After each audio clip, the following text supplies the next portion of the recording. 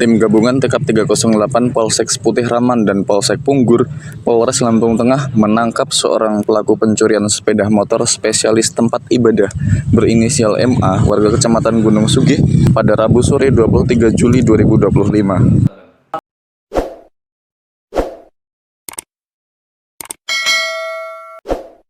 Polsek Raman telah melakukan ungkap kasus pasal 363 yang dilakukan oleh tersangka atas nama X.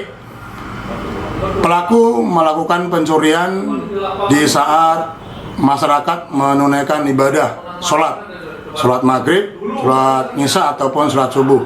Pelaku melakukan pencurian dengan menggunakan kunci letter T.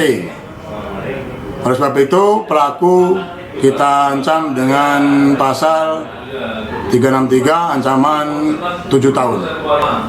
Pelaku setelah kita interogasi mengaku melakukan pencurian sudah 11 TKP yang terdiri dari Kecamatan Putih Raman dan Kecamatan